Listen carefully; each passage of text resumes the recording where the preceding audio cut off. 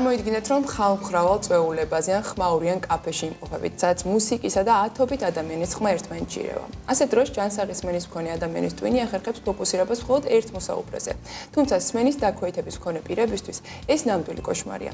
სტანდარტული სმენის აპარატები ხმაურს კი ამცირებს, მაგრამ ისინი მაინც ყველა ხმას თანაბრად აძლიერებენ, რაც ხალხმრავალ გარემოში კონკრეტულ ადამიანთან კომუნიკაციას თითქმის შეუძლებელს ხდის. საბედნიეროდ კოლუმბიის უნივერსიტეტის მეცნიერებმა შექმნეს ტექნოლოგია, რომელიც ამ პრობლემას აგვარებს. ამ ინოვაციაზე საუბარს არსენ სეფიცკორეძესთან ერთად გავაგრძელებთ. მოგესალმებით არსენ. მოგესალმებით ლევანდინი. ჯანდაცვის სოფლიო ორგანიზაციის მონაცემებით სოფლიოში 430 მილიონ ადამიანს აწუხებს სმენის დაქვეითება და სამწუხაროდ ეს ადამიანები ტრადიციული სმენის აპარატების გამოყენებისას მთელ რიგ გამოწვევებს აწყდებიან. მთავარი პრობლემა არის ის, რომ ამ სმენის აპარატებს არ შეუძლიათ გაარჩიონ ის თუ ვისი მოსმენა გვსურს და ვისი არა, რადგან ისინი მიკროფონში შემოსულ ყველა ხმას თანაბრად აძლიერებენ. და სწორედ ეს პრობლემა გადაჭრეს კოლუმბიის უნივერსიტეტის მეცნიერებმა, მათ შეიმუშავეს სმენის აპარატი, რომელიც უშუალოდ გონებით იმართება და სმენის დაქვეითების მქონე ადამიანებს საშუალებას აძლევს ხმაურში კონკრეტული ხმები გაიგონონ, ისინი ის ხმები, რომლებიც მათ სურთ. საინტერესო უნდა ვთქვათ ობიექტურებისთვის, დღესდღეობით უკვე არსებობს ეგეთი AI-based ტექნოლოგიები, სმენის აპარატები, რომლებიც იმ ადამიანის ხმას აძლიერებენ, ვისაც ვუყურებთ თვალებში და ასევე ფონურ ხმასაც მეტნაკლებად ახშობენ, თუმცა ხალხმრავალ გარემოში მაინც არაეფექტურია ეს ტექნოლოგია. მაინც და მაინც ხმები შემოდის და მოსმენას რთულს ხდის. რაც ახსენეს ედგარი ტვინით მართვალის სისტემა როგორ ხდება უშუალოდ, რომელი ადამიანის ხმა გვინდა რომ გავიგოთ და ვისი არა.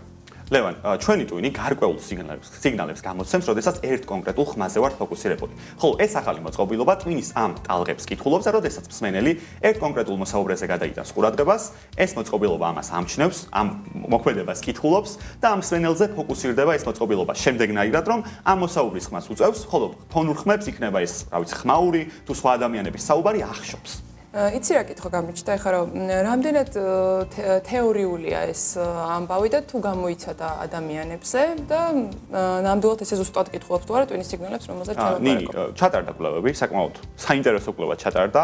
მეცნიერებმა ექსპერიმენტში ჩართეს ეპილეფსიის მქონე ადამიანები, რომლებსაც ტვინში ელექტროდები ისედაც ჰქონდათ ჩანერგილი მკურნალობის მიზნით და ამ ადამიანებს მოასმენინეს ორი სხვადასხვა საუბარი და როდესაც ისინი ერთ კონკრეტულ მოსაუბრეზე კონცენტრირდებოდნენ, პროგრამა მოწყობილობა ამ ყველაფერს არეგულირებდა და შედეგად ძალიან საკმაოდ ეფექტურად მუშაობდა. ეს სისტემა მაგალითად ერთ-ერთმა მონაწილემ ამ კვლევისა ისიც აღნიშნა, რომ აი თქვენ ექიმები არეგულირებთ რეალურად ამ ხმას და არანაირად არ შემიძლია მე ჩემი ტვინით და ამ მოწყობილობით დავარეგულირებო. პასუხი არის ამაზე, რომ კი, არსებობს ერთ კვლევა, ძალიან საინტერესო კვლევა არის და პასუხობს მოკლედ ამ გამოწვევას შესანიშნავად.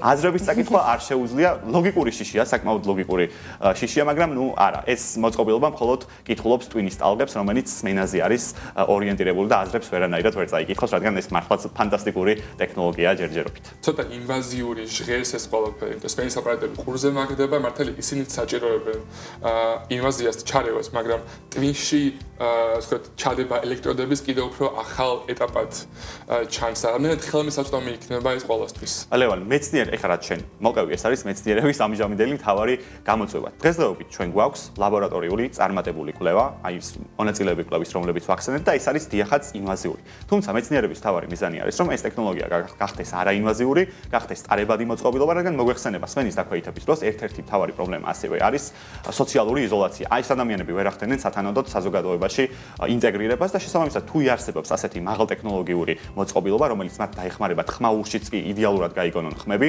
რაც ამ კვლევამ აჩვენა პრინციპში ინვაზიური მეთოდით გამოყენებისაც, იქნება ეს ძალიან კარგი. ამიტომ კი მეცნიერები აგრძელებენ ამაზე მუშაობას და ისინი მალე შექმნიან, იმედი მაქვს, უკვე ტარებად ვერსიას ამ ტექნოლოგიისა. დიდი მადლობა ესეთი საინტერესო ინფორმაციისთვის.